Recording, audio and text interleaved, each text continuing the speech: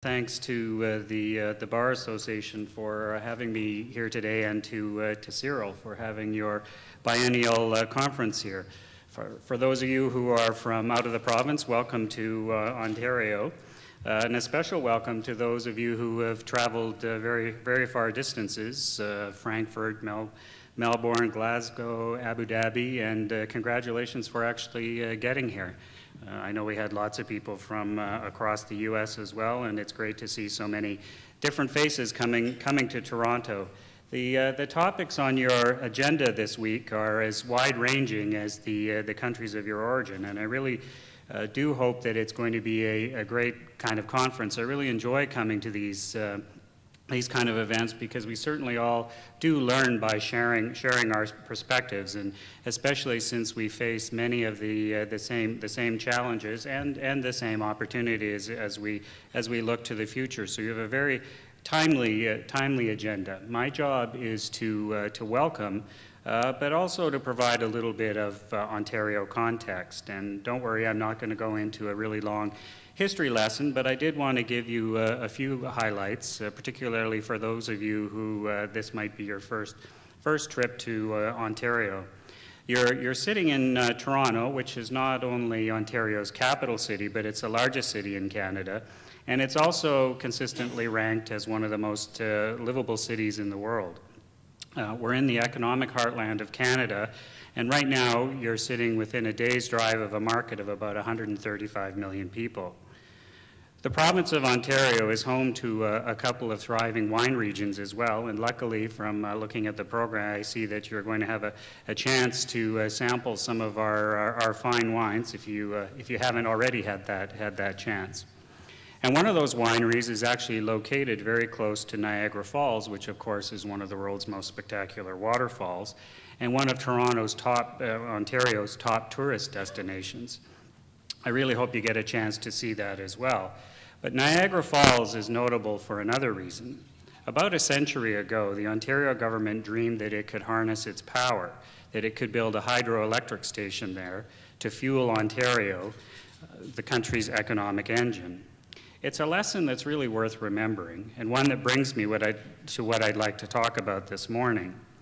That investment in Niagara Falls really did help lay the groundwork for Ontario's future prosperity, much like the investments that we're making today.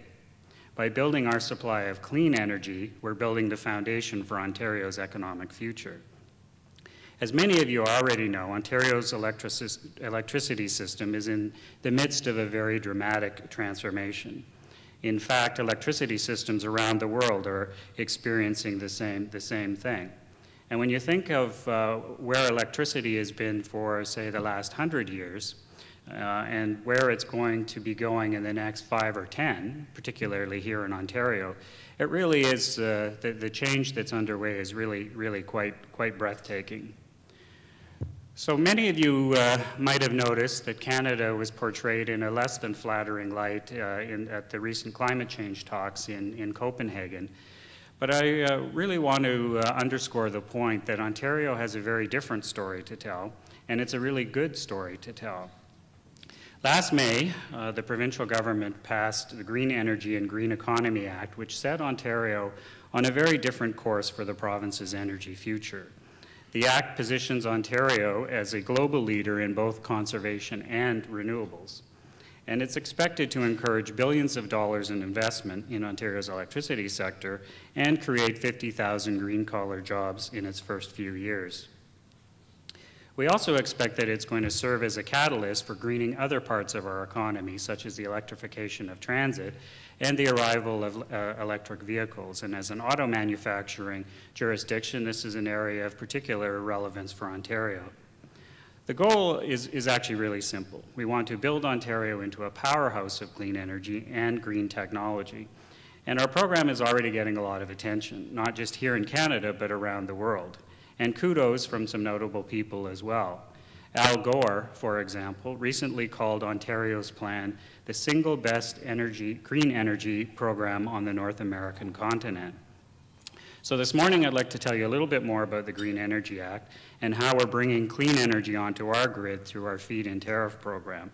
But first, I should probably just tell you a little bit about our mandate at the Ontario Power Authority.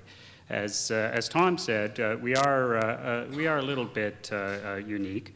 Our job here is to ensure a reliable and sustainable electricity system for the future of Ontario, and it's the 13 million people who live here. I think Tom might have said 20, but as a former Treasury Board guy, I'm a numbers guy, so I have to correct him on that front.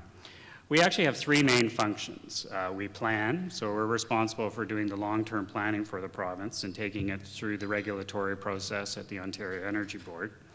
We also coordinate conservation initiatives, and we do contracting for energy supplies, so we do all the tendering and the RFPs.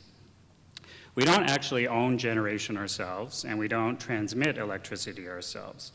And we're also not involved in local distribution. There are actually 80 local distribution companies across the province, another perhaps unique feature of Ontario's electricity system.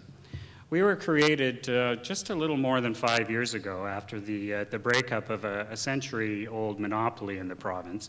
And at that time, Ontario was having a lot of trouble attracting investment into the energy sector. Like most jurisdictions, our electricity system was aging, and so we were certainly in dire need of that investment. In fact, we were so stretched that we went through a couple of summers literally with our fingers crossed with regards to whether or not we were going to be able to keep the air conditioners on and the lights on. And for example, there was even talk in some quarters of bringing barges into Lake Ontario with diesel generators on them. Fast forward to today, just a few years later, and I can assure you that these lights are going to stay online because we've managed to get 13,000 megawatts of supply under contract, under development, and some of it is already online. So we've really done a good job at getting us back to meeting our basic needs.